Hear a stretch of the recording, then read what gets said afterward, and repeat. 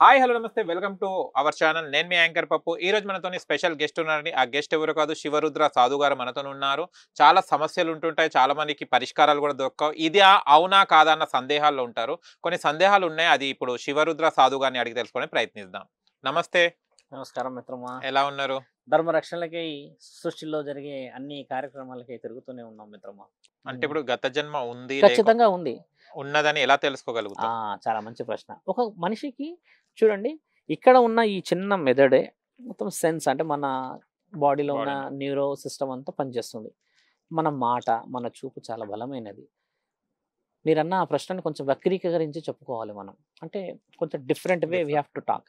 అయితే ఇక్కడ ఉన్న ఈ మెదడు తెలుసుకోవడానికే నీకు 90 సంవత్సరాల పైన పడుతుంది. అంటే నేనేం మాట్లాడుతున్నా, పెద్దవాళ్ళకి గౌరవం, చిన్నవాళ్ళని ఏ విధంగా ప్రేమలు, నమ్మిన భార్యని సౌభాగ్యవతిని ఎలా గెలవాలి, అక్కా చెల్లెలని మోసం చేస్తున్నామా, లేకపోతే బావ అమృతకు విలువలు ఇస్తున్నాం, ఇన్ని విలువలను కోల్పోయి క్షణిక నిర్ణయాల్లో ఎన్నో చేస్తాం. తాగుడో లేకపోతే ఎడ్యుకేషన్ ఫెయిలో, మంచి అని చెప్పిన వాడిని కూడా నీవేంది అన్న కాడికి వస్తాం. అంటే ఇవన్నీ స్థితిగతులు శంకర. ఇలాంటి విలువలనే నీవు తెలుసుకోలేని స్థితిలో ఉన్నవాడివి. పూర్వజన్మ గురించి తెలుసుకునేంత జ్ఞానం పరమాత్ముడు నీకు పెడితే నీవు తెలుసుకొని ఏం చేయగలుగుతావు? అంటే మొదట నీకు బుద్ధి జ్ఞానం, రెండవది దైవ జ్ఞానం, మూడవది మానవత్వం, నాలుగవది వచ్చేసి పుణ్యత్వం. ఈ పుణ్యత్వం ఎవరు తెలుసా మిత్రమా? నిన్ను నమ్మి వచ్చిన సౌభాగ్యవతి.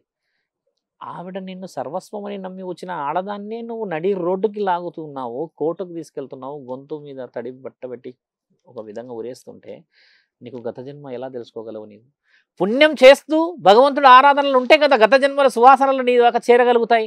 తాతలు ఉంటారు మిత్రమా, ముత్తాతలు ఉంటారు, వీళ్ళందరూ చెప్పగలుగుతారు కదా, స్వామి మీరు ఈ విధంగా ఉన్నారు గతంలో, మా అన్న పోలిక మీరు, మా మామయ్య పోలిక మీరు అని అంటారు. గుర్తుందా? 7 తరాల వరకు చెప్పవచ్చును. అప్పుడంటే ఉమ్మడి కుటుంబాలు కాబట్టి పెద్ద పెద్ద వ్యక్తులు బతికుండేవాళ్ళు, 120 110 ఏళ్ళు ఉండేవాళ్ళు, చెప్పేవాళ్ళు కూడా. ఇప్పుడు అలా లేదు. ఇప్పుడు ఒకే ఒక తత్వం, మానవ తత్వం. ఆ విషయాన్ని తెలుసుకోవాలంటే మొదట నీ యొక్క ఈ జ్ఞానం అనేది పరమాత్ముడి అంతరాలయంలో ఉంటేనే కదా నువ్వు మంచిగా పుట్టావా చెడుకు పుట్టావా అని. You know, no one can justice. నీ యొక్క మనస్సాక్షిని బాగా గుర్తుపెట్టుకో మిత్రమా. నీ మనస్సాక్షిని జస్టిస్ చేసే ఒకే ఒక వ్యక్తి నీ అంతరాత్మ. నిన్ను నువ్వే జస్టిస్ చేసుకోగలుగుతావు, కానీ వేరే వాడు వచ్చి నిన్ను జస్టిస్ చేయలేడు. నీకు తెలుస్తుంది కదా, whether you are taking, whether you are talking, whether you are discussing ఏంది అనేది తెలుస్తుంది కదా. ఒక లోపల ఒక ఫీలింగ్ వస్తుంది మనకి. ఈరోజు మనం ఈ ఫీల్ చేస్తున్నాం, అరే అది తప్పురా అంటే తప్పైతే ఏముంది, నలుగురు తెలుస్తుందా వాడిని మోసం చేస్తున్నా అని తెలియదు కదా అన్న ఈ విషయంలో ఎవరు జస్టిస్ చేస్తారు మిత్రమా? నిన్ను నువ్వే మోసం చేసుకున్న వాడివి. గత జన్మ గురించి ఎలా చెప్పుకోగలవు, ఎలా అర్థం చేసుకోగలవు, దాని గురించి నువ్వు ఎవరికి చెప్పగలవు? వివరణ చాలా డీప్ది శంకర. నీవు అడిగిన ప్రశ్న ఎలా తెలుసుకోవడం అనేది ముఖ్యం కాదు ఇక్కడ. ఎందుకు ఈ జన్మ పుట్టింది అని తెలుసుకున్నప్పుడు అన్వేషణ మొదలైతే నువ్వు ఏ రోజైనా భజనలలో, ఏదైనా ఒక మందిరంలో, లేదన్నా ఒక మసీదులో, ఏదైనా ఒక చర్చిలో అంతటి పవిత్రంగా కూర్చోగలుగుతున్నావా? ఆదివారం అయితే కానీ పోలేం మనం, శుక్రవారం అయితే కానీ పోలేం మనం, పండుగ వస్తే కానీ మనం జెండాలు తీసుకొని వెళ్తున్నాం. అంతకు మించి భక్తి ఇంట్లోనే ఉందని అమ్మ నాన్న అక్క చెల్లె నమ్మి వచ్చిన పిల్లలు, తర్వాత భార్య, వీళ్ళందరి మధ్యలో కూడా దేవుడు ఉన్నట్టే కదా శంకర. ఇన్ని తెలివి లేని ఆలోచనల విషయంలో ఒకే ఒక్క తెలివైన ఆలోచన, నేను ఎలా ఉన్నాను పోయిన జన్మలో, మహారాజునా రాజునా అని అడిగి చాలామంది అడుగుతారు.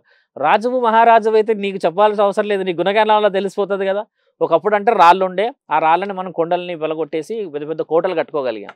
ఇప్పుడు కోటలు గులగొట్టుకుంటున్నాం శంకర, నేను ఎవరో తెలుసుకొని. కానీ నీవు ఎవరో తెలుసుకోవాల్సిన అవసరం లేదు. ఉన్న 60-50 సంవత్సరాల జీవితం ఒకప్పుడు 100-120.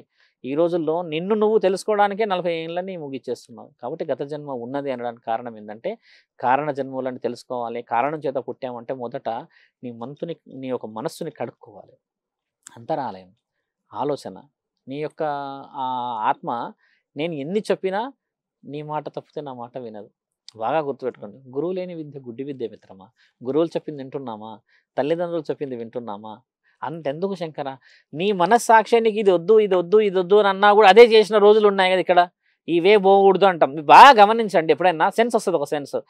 మనం రైట్ వేలో పోకూడదు, ట్రాఫిక్ ఉంటుంది అన్నా కూడా ట్రాఫిక్ ఉంటే ఉండని ఏదో అని వెళ్ళిపోతాం. అలా స్ట్రక్ అయిన సందర్భాలు ఎక్కువ ఉంటాయి చూడండి. ఫస్ట్ ఇక్కడ సైన్ ఇస్తుంది కదా, అలాంటి సైను లైఫ్లో ఇస్తుంది కదా, ఎడ్యుకేషన్లో ఇస్తుంది కదా, ఎన్నో విషయాలు ఇస్తున్నప్పుడు కూడా నిన్ను నువ్వు మోసం చేసుకున్నావు. వాడివి గత జన్మ గురించి మాట్లాడితే మిత్రమా ఒక విధంగా చాలా చిన్న ప్రశ్నే అనాలి దాన్ని. గత జన్మ చెప్పాలి అని అంటే నువ్వు చేసే పుణ్య కార్యక్రమాలు కనబడిపోతాయి అక్కడ. ఇంకోటి ఇక్కడ మహత్తరమైన ఇంకో ఆలోచన ఏముందంటే, గత జన్మలో ఒక మూర్ఖుడు మళ్ళీ ఈ జన్మలో మూర్ఖుడై కూడా పుట్టవచ్చు. గత జన్మలో మూర్ఖుడై పుట్టినవాడు ఈ జన్మలో పుణ్యాత్ముడై పుట్టాడు మిత్రమా, బాగా గుర్తుపెట్టుకోండి. జైసా జాడ వైసా ఫల్, ఇవన్నీ రాసి ఉన్నాయి, బాగా గుర్తుపెట్టుకోవాలి. ఇంకో విషయం ఏమిటంటే, నువ్వు గత జన్మలో నిజంగా మూర్ఖుడివి అయితే ఈ జన్మలో అలా పుడతావు, కానీ సొంతంగా నీకు లేక నీ దగ్గర అస్త్రాలుండి కూడా ఉపయోగించుకోలేని బలహీనమైన పరిస్థితి వస్తే పరమాత్ముడు నేను మంచిగా పుట్టించగలడు.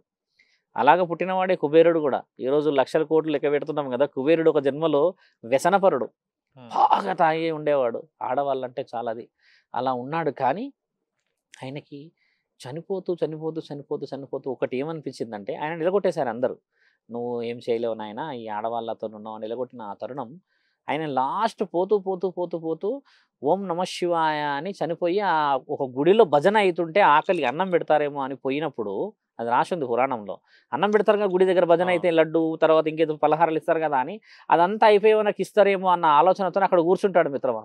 కూర్చుంటే ఆ లాస్ట్ తరుణం అదంతా అయిపోయినాక ఈయనకి ప్రసాదం ఇచ్చే సమయానికి ఈయన కాలం చేసేస్తాడు. అయితే ఇక్కడ జరిగిన మహత్తరమైన ఆలోచన, పరమాత్ముడి జ్ఞానం ఎంత పెద్ద చూడండి. ఆ స్టోరీ ఎంత తింటాడు ఈయన అక్కడ కూర్చొని, కథ అంతా, ప్రసాదం దొరకదు ఆయనకి, కానీ ఆ శివుడి యొక్క పురాణం మొత్తం ఈయన కాలం చేస్తాడు. కాబట్టి ఆ పురాణం విన్నందుకు మరో జన్మలు మళ్ళీ పుడతాడు రాజులాగా.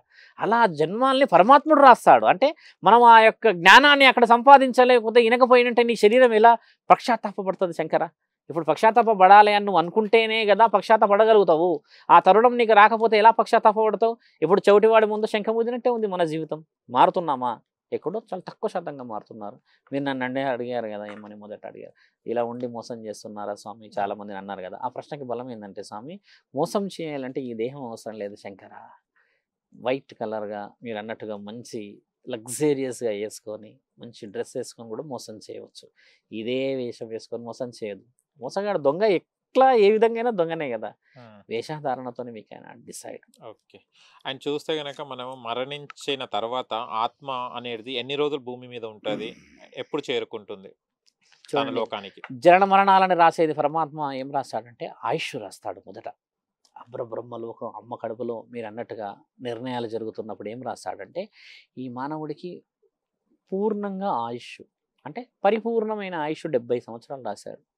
అయితే 25-30 సంవత్సరాలు లేదా 40 సంవత్సరాలకి అమ్మాయి విషయంలో కానీ, అమ్మా నాన్నను మనల్ని ఏమని అన్నారన్నో కానీ, ఫెయిల్ అయినామనో కానీ, లేకపోతే స్నేహితుడు మోసం చేశాడనో కానీ, ఏదైనా అప్పులు తీసుకొని కట్టలేమన్న ఆ ఒంటరితనాన్ని చూసి తనువు చాలిస్తారు చాలామంది. భయం చాలా మిత్రులకి చాలా అవసరం కూడా ఈ ప్రశ్న. ఆ క్షణిక నిర్ణయాలు తీసుకొని చనిపోతారు మిత్రమా. తర్వాత మిగిలిన వయసు అంతా ఒక 25-30 ఏళ్ళు మిగిలి ఉంది కదా, ఆ వయసు అనేది పరమాత్ముడు స్వీకరించలేడు. నీకు రాసిందంతా నువ్వు పరిపూర్ణంగా బ్రతకాలని, క్షణిక నిర్ణయాలతో నువ్వు కాలం చేసావు. కాబట్టి ఏం చేస్తాడంటే పరమాత్మ ఒక వ్యక్తి యొక్క జీవితకాలం ఆ సర్కిల్ మొత్తం అనుభవించేంత వరకు ఆయన స్వీకరించడు. అలా మీరన్న ఆ యొక్క శరీరం ఇంకా 25 ఏళ్ళ భూమండలం మీద తిరుగుతూ ఉంటుంది. కాకపోతే కనబడదు. కొంతమంది కారణ జన్మలకు కనబడుతుంది. అమ్మ నాన్నలు లేదా కొడుకులు.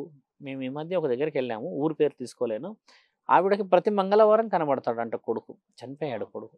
మిగతా ఎప్పుడు కనబడు అంటే నన్ను అడిగింది ఆవిడ వచ్చి, స్వామి కేవలం ఒక మంగళవారమే కనబడతాడు నా కొడుకు, కళలో వచ్చినట్టు అనిపిస్తాడు, అమ్మ అలా చేయమ్మా అంటాడు, అమ్మ ఇలా చేయమ్మా అంటాడు, చెల్లి చదువుకుంటుందా అని అంటాడు, నాకు గుర్తుంటుంది ఆ కళ, మళ్ళీ మిగతా రోజుల్లో గుర్తుండదు అని అంటే, అప్పుడు నేను కొంచెం కొన్ని వివరణలకు వెళ్ళి చూస్తే ఆయన గారు కోరుకున్న ఒకే ఒక కోరిక ఏంటంటే, ఎలాగో నేను అర్ధాంతరంగా జీవితాన్ని ముగించా కదా, ఒకసారన్నా మా అమ్మని చూసుకోవాలి వారంలా అన్న కోరికను కోరుకొని పెట్టుకున్నాడు.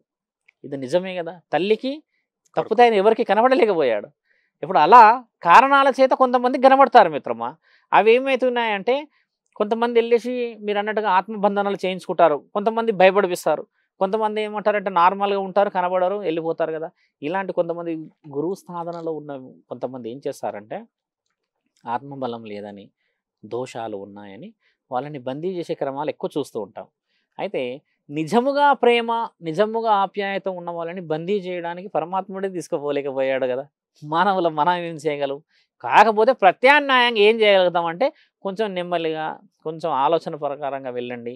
మీకు న్యాయమే జరగలేదు, ఆ న్యాయంలోనే మీరు కాలం చేశారు, కానీ ఇది కాదు తరుణం. ఎందుకంటే ఒక గాలి కనబడుతుంది అని అంటే భయపడతారు కదా. మనం నార్మల్ పర్సన్, సడన్గా ఒక వ్యక్తి ఎక్కడి నుంచి అబ్జర్వ్ చేస్తున్నట్టు మరి చూస్తే కనబడాలంటే మరి గుండెలు జారిపోతాయి కదా. అలాంటి తరుణాన్ని భయపడినప్పుడు ఆయనను బందీ చేయవచ్చు. కానీ పవిత్రమైన వాళ్ళని బంధించేయలేం మిత్రమా.